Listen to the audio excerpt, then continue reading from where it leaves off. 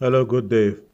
First off, I just want to remind us that some of us still use these rivers to catch crayfish. Some of us use them still to bathe, to irrigate our crops. And after a hurricane, we do everything using the water from the river. So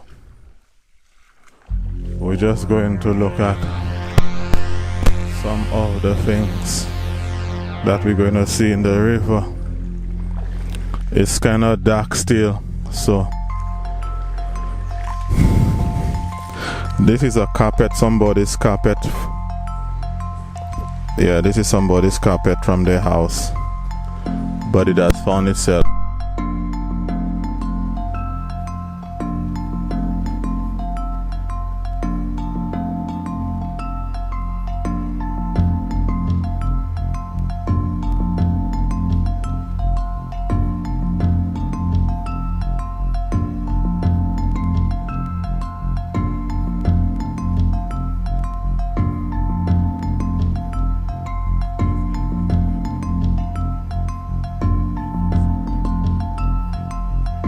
So this side drain here is actually one of the drains that flow into the river. And these are some of the drains that tend to transport the swine effluent and all of the waste that the people produce. So for example, some of these things that we see, they actually come into the river for some of these side drains. A lot of the flowers of bottles and the plastic bottles, sometimes some of them come through these side drains. And some of these side drains actually drain the effluent directly from some people's pens.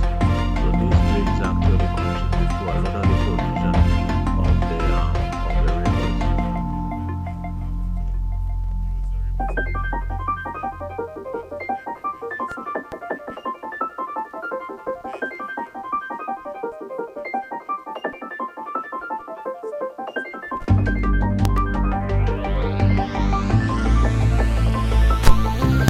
The river, or sometimes people even use the water from the ravine.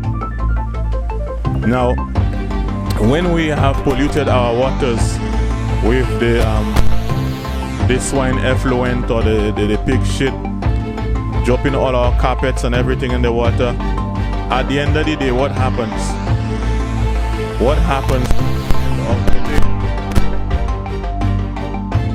We end up in a situation where we have to use the same polluted water to do some of the most important things that we want to do in our houses. Now what they have here, what we have here is, it looks like there's a concrete slab that they created to dam the water so that they could actually pump it to farms, nearby farms.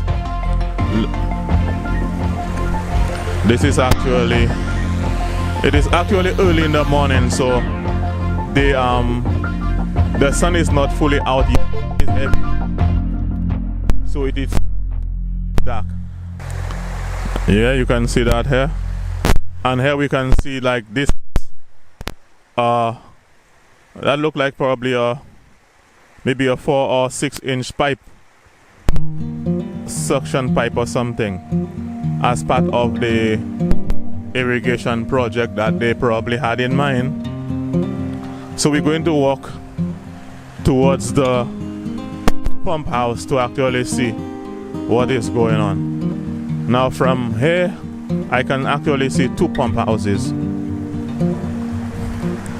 but we'll have a closer look.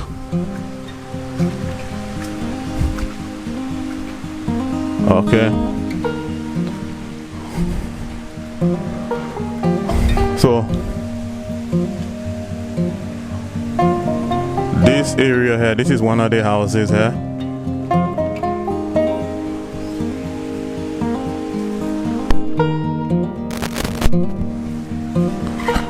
Yeah, just a red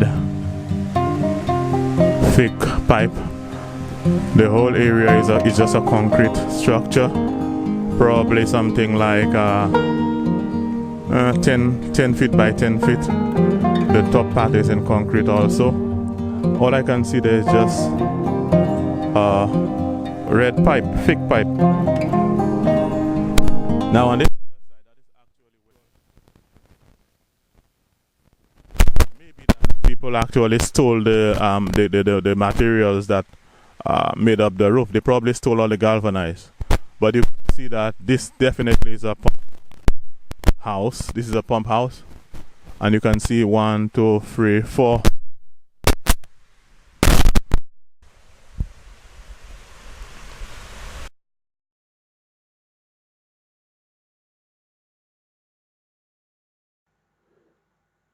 Now, in a country like St. Lucia with limited resources, I always wonder why the government or whoever either get loans, take loans, or get funding from donor agencies or foreign governments worth millions of dollars.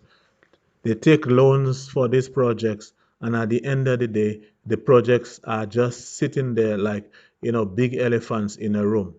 There's this project here, for example, there's this other one, a massive irrigation project at Deglo, there's one at Roseau, and nothing is happening, and millions of dollars go into those things. And the plants need irrigation, they need water. I just do not understand how it is that in a small country with limited resources that we can spend millions of dollars on these projects and nothing is happening with these projects. They are just there. So if you look closely higher up, there's a tire. There's a tire in the water.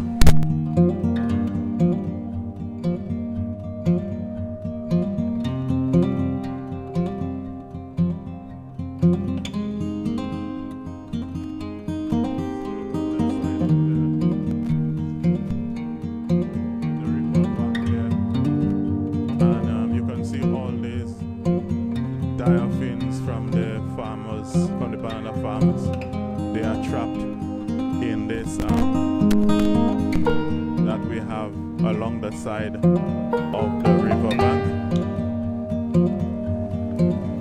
Again, look, here you can see again the debris from trees, but you can also see like things like the diaphragms from the bananas. This here looks like a piece of but again.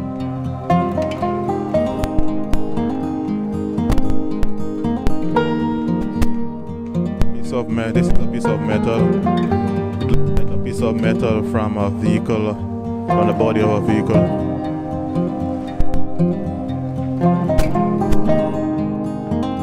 Again, all like when the flooding take place, the diaphragms get stuck in the roots of the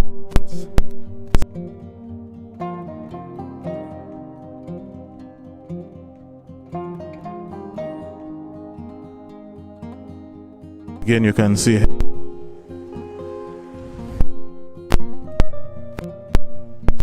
So who's responsible for this?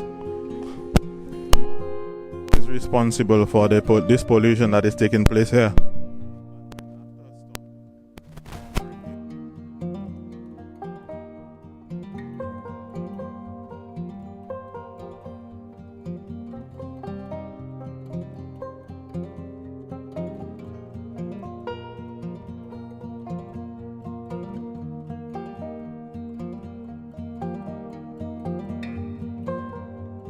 Now this ravine drains into the same river that we are talking about right now.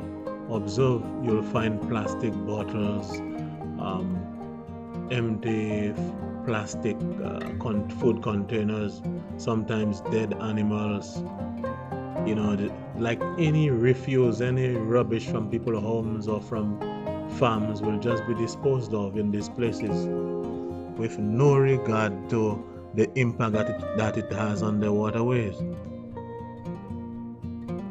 Invariably, people will come here after a hurricane. But then what happened is we go back after the hurricane to get involved in the same contamination that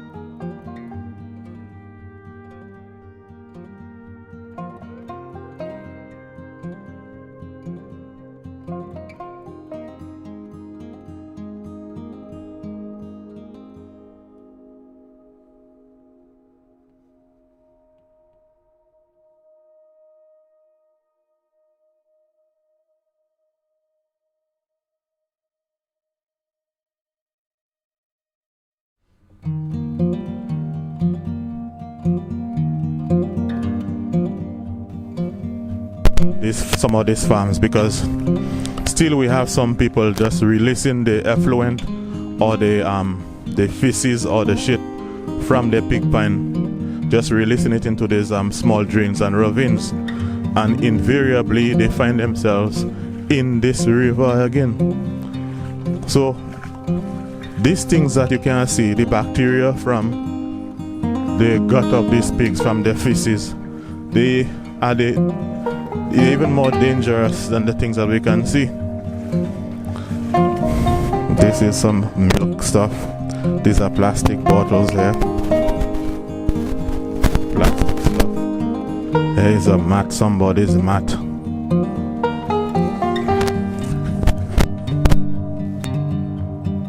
A job in terms of our waste management. We really have to do a better job.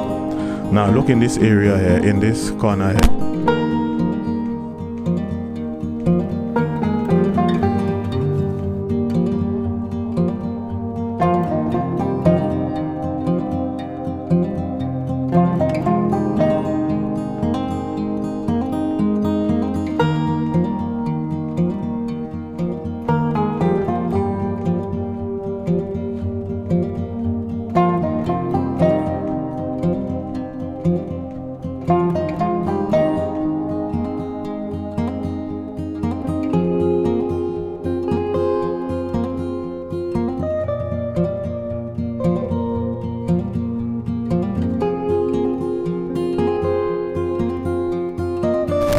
What is that?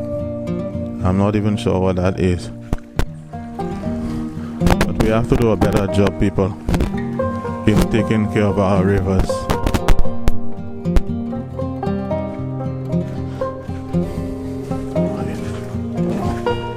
This is an old somebody's shoe. Look like a size 12 shoe.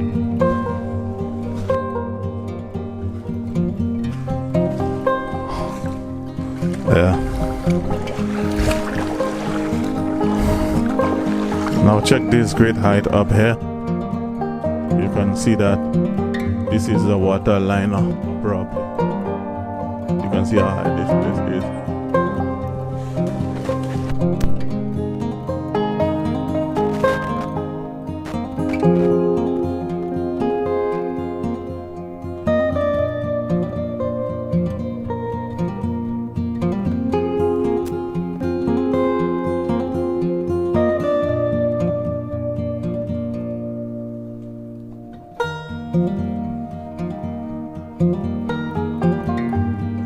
It is very important that we realize that at the end of our pollution, all of the pollution and the things that we drop in the river ends up in the sea. It ends up at our finest beaches like Fondo Beach. This is where our pollution ends up.